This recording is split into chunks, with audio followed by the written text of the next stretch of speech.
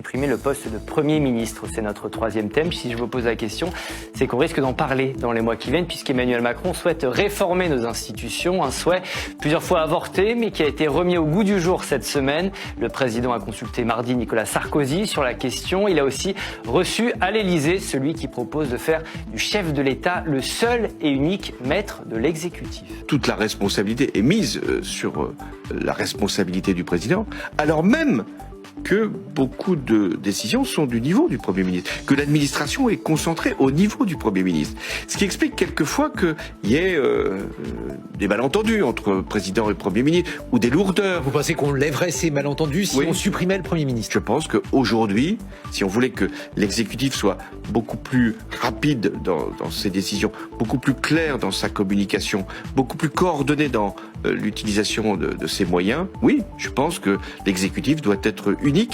Moi, je suis d'accord. Est-ce qu'il faut supprimer le poste de Premier ministre, Jean-Luc? Alors, moi, ça fait depuis très longtemps que je suis convaincu que oui. Pas qu'il faut le supprimer, mais je pense que on a un système c'est non la suppression. Ouais, c'est dit en même temps là. Oui, alors je suis pour le supprimer. Ah bon, je ne dis pas que le système ne peut pas marcher mieux avec toujours un Premier ministre, mais je pense que c'est pas ça qui bloque le système. Parlez dans votre micro, je pense que ça ne sert pas. Le Premier ministre ne sert pas à grand chose dans nos institutions. D'ailleurs, la preuve. Regardez comment se fait, comment on peut vivre 3 mois, quasiment 2 mois sans Premier ministre parce que Emmanuel Macron hésite. Et comment il y a une Première ministre nommée, Madame Vautrin, presque nommée, le lundi, et le mercredi, quelqu'un d'autre qui arrive.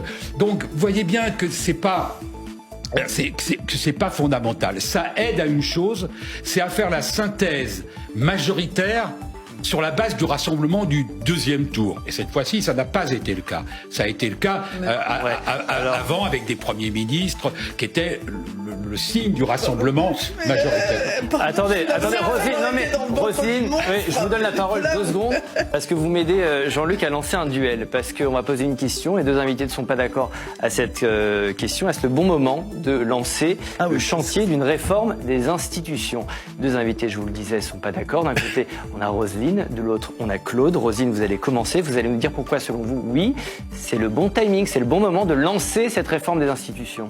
Alors, on se rend compte qu'il y a un certain nombre de blocages ou de dysfonctionnements dans les institutions. On peut discuter alors du fond de ce qu'il faut faire. Mais en tout cas, si on fait ce diagnostic qu'il y a des choses à changer, c'est le bon moment. C'est le bon moment. Pourquoi ? Parce que si un président est dans la possibilité de se représenter, on va tout de suite l'accuser de manipuler les choses à son propre profit. Là, le président ne peut plus se représenter et on est assez loin de l'élection présidentielle pour que cette réforme des institutions ne vienne pas polluer l'élection présidentielle à venir. Donc, ensuite, on peut discuter du contenu des réformes à mener, mais c'est vraiment, si on est convaincu de ces réformes, c'est vraiment le bon moment pour les mener. Waouh, bravo, vous avez respecté votre temps, Roselyne, c'est super. Et vous n'êtes pas du tout convaincu par Roselyne. Non, il faudrait d'abord s'entendre sur ce qu'on appelle faire évoluer. En fait, il y a 2 façons de faire. Soit on va faire le présidentialisme, l'ultra-présidentialisme, c'est-à-dire en supprimant le Premier ministre, soit au contraire on fait un retour vers le parlementarisme, qui est ce que proposait la France Insoumise. Je pense que dans les 2 cas, ça supposerait un consensus minimal sur le fonctionnement des institutions qui n'est pas du tout atteint et qui n'a aucune chance d'être atteint à échéance prévisible. Parce que de toute façon, vous ne mettrez pas d'accord les grandes forces politiques, ni vous ne mettrez pas d'accord l'Assemblée et le Sénat.